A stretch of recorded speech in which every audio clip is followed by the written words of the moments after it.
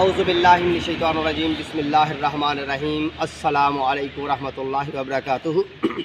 Shahraj gardening ideal खुश आमदीद। Welcome करने जनाब तुम अपने गार्डन अपने काम पर। उम्मीद करने सारे दोस्त ठीक ठाक होंगे, सारे राजी खुश होंगे।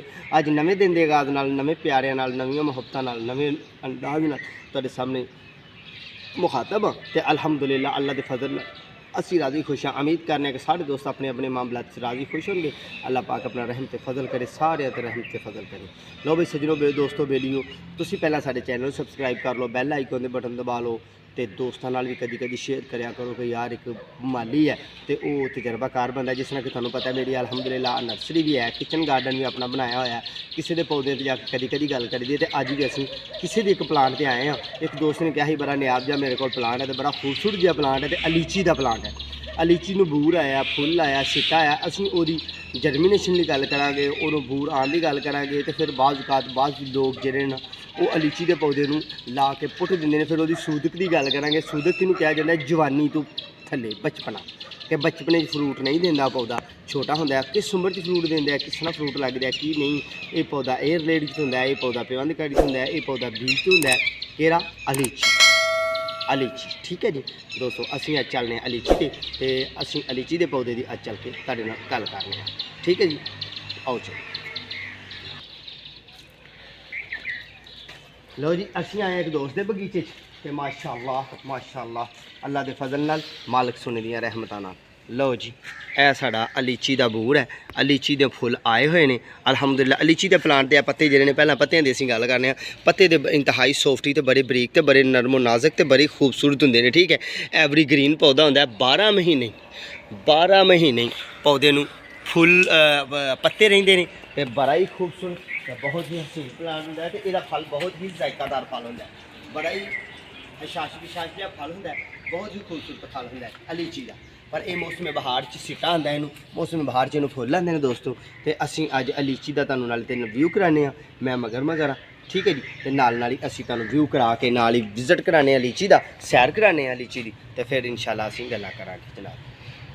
लो जी, यह साडा लीची का बूर है। तो ये दोस्तों तकरीबन जी असीं वीडियो अपलोड कर रहे हैं, क्योंकि यूट्यूब के मामला इस तरह नहीं ने, गूगल के मामला इस तरह नहीं कि असीं जिहड़ी चीज़ अपलोड करनी है सारा साल ही, सारी जिंदगी जिन्नी देर तक असीं डिलीट ना करांगे साडा अकाउंट खराब ना होएगा। अल्लाह ना करे कोई मामला ना बनने, तो सारा साल ही गर्दश च रहिंदी है। जिहड़ी एम वाली वीडियो अपलोड कर रहे हैं असीं, ये दोस्तों साडी अप्रैल दी जनाब अद्धे महीने की गुजर गई है, यानी कि अप्रैल अध गया। ये बूर आंदा है, यानी कि शुरू अप्रैल च शुरू हो जाता है। तो दोस्तों ये अप्रैल का पूरा महीना ही बूर बनया रहिंदा है। बूर बनन तो बाद साढ़े इस प्लांट में अलीची लगनी है। तो अलीची बड़ी प्यारी तो बड़ी खूबसूरत, बहुत ही नायाब प्लांट होंदा है, बड़ा ही अच्छा प्लांट होंदा है। तो दोस्तों एक दरख्ती पौधा होंदा है, ये एक दरख्ती पौधा होंदा है।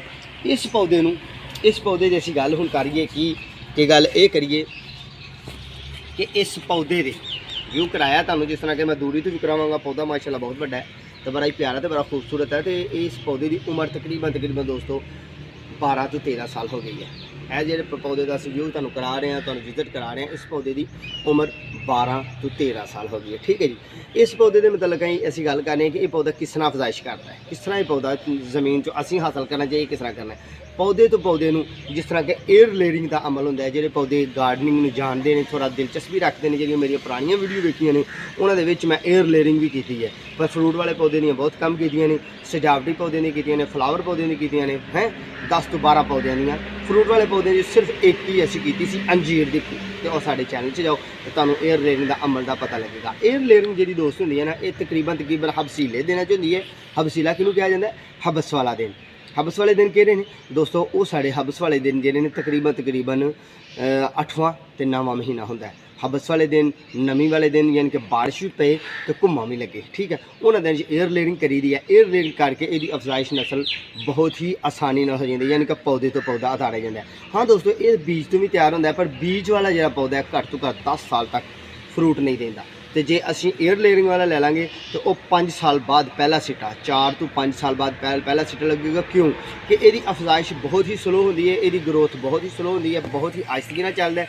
जे किसी दोस्त ने लाया तो वो तो अके ना, आपको परेशान ना होए, कोई परेशानी ना किसी किस्म की ना ले कि जनाब ये साडा प्लांट बहुत ही छोटा है तो जनाब ये तो वधदा ही नहीं, क्योंकि वधदा बहुत कम है। दोस्तों जो एयर लेयरिंग का अमल है, वो इत्थों एयर लेयरिंग का अमल करीदा है। इत्थों शाख नूं कट लाना है, उहदे उत्ते मट्टी लानी है, अच्छी वर्मी कंपोस्ट वाली मट्टी लानी है, इत्थों कट ला के वो छापर रख के इस तरह मुट्ठी बन के तो साइडा तो असीं कवर कर देना। ये जरा निकलणगियां इस जगह जिथे कट लाया, इस जगह जिथे कट लाया असीं उत्थे जरा निकलणगियां तो फिर जो मुकम्मल जरा निकलणगियां फिर उन्होंने साए थले असीं गमले च ला देना, ला के इंशाअल्लाह बफजले जिंदगी इस प्लांट की गल करनी है। लो जी, हुण यह साडा बूर आया होया तो ये कुछ बूर निज़ामे कुदरत नाल झर भी जाता है। ये दोस्तों झरदा क्यों है? पौधे नूं कमज़ोरी हुंदी है, पर ते कमज़ोरी की वजह नाल तो पौधा साडा ये फ्रूट बूर झर जाता है, फुल झर जाते हैं।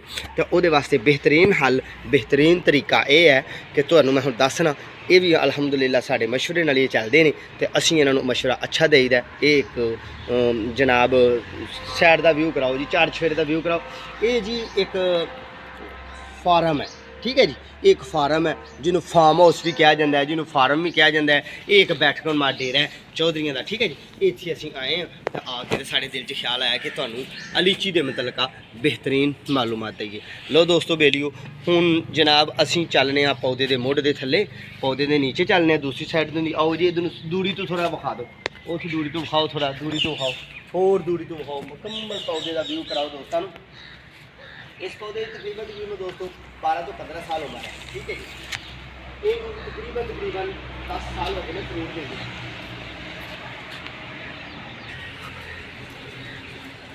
आओ जी, असीं हुण पौधे के तने थले चलने, मुड़ थले चलने, ये मुड़ थले चल के गल्लां करने। लो भी दोस्तों, देखो पहली गल तो यह कि असीं अपने प्लांट नूं, वड्डा है ये 12 साल का प्लांट है, तो इस प्लांट नूं असीं जनाब पहली गल है कि चूना लाना है। चूना इस वास्ते लाना है कि जो थल्लों ज़मीनी हशरात सुंडी वगैरह चढ़ के तो पौधे नूं उत्तों मुतासर करती है, उसकी वजह तो असीं इहनूं चूना लाना है। चूने की वजह नाल इस पौधे की उम्र वधेगी तो ठीक होगी। चूने की पालिश करनी है, ये जरूरी होंदी है। फिर दूसरा दोस्तों, ये खड्डे दुआले कढ़ के इस साइड तो जिहड़े ना इत्थों गोडी करके तो ये DAP खाद तो पोटाश खाद तो नाइट्रोफोस खाद इस पौधे वास्ते तकरीबन सानू इस पौधे वास्ते 5 किलो खादा ये सारियां चाहिए ने। 5 किलो खादा जिस तरह कि तुसीं मेरे पैरों वाले साइड पर मेरा कैमरा मारता होएगा, इत्थे इन्नी दूरी से एकदम करीब नहीं, इन्नी दूरी से रख के असीं इनू पाना है, पा के इनू अल्लाह के हवाले कर देना। फिर इस पौधे ने फ्रूट देना है। निज़ामे कुदरत है, देखो साढ़ा कैमरा मैं ऊपर कैमरा मारे, 4 फिर कैमरा मारे कि इस पौधे दी सिर्फ स्टिक्कां नज़र आ रही हैं, बूर फुल अंदरूनी हिस्से नज़र नहीं आ रहे, बाहर वाले हिस्से नज़र आ रहे हैं, ठीक है जी। असीं हुण बाहर आ जाने, बाहर चल के तुहानूं दसने कि बीज तो भी ये तैयार होंदा है, नाल फुल्लां दा व्यू कराने। 4 चफेरे अलहमदुलिल्लाह अल्लाह के हुक्म नाल पौधे के चारों तरफ ते बड़े अच्छे तरीके नाल मेरे रब सोने ने फुल दिते ने, ठीक है जी। हुण बीज तो भी दोस्तों तैयार होंदा है, पर बीज का जिहड़ा पौधा तैयार होंदा ना, प्लांट तैयार होंदा है, बीज का जिहड़ा प्लांट तैयार होंदा है, इस प्लांट नूं जनाब 10 तो 12 साल तक पहला फुल आंदा है। 10 तो 12 साल तक पहला फुल आंदा है, पर जे असीं एयर लेयरिंग का तैयार करिए तो 5 साल नूं, 4 तो 5 साल की उम्र पहला फ्रूट तैयार होंदा है, ठीक है जी। बाकी ये है कि पिवांधकारी के लिए पौधा तैयार होंदा है।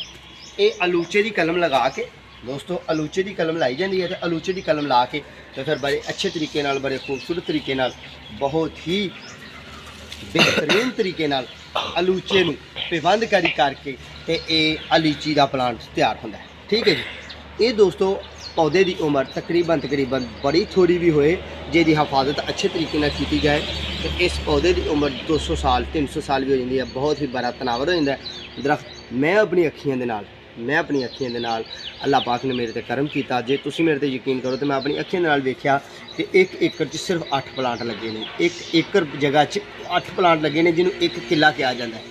ठीक है जी, 1 किला जिन्होंने कहा जाता है। ठीक है जी, वो 8 प्लांट लगे हुए हैं तो 8 प्लांटा ने मुकम्मल जगह को कवर किया है। यह तो प्लांट जो ना हाले 9 उम्र है जरा असी तुहानू विखा रहे हैं ट्री लगा होया।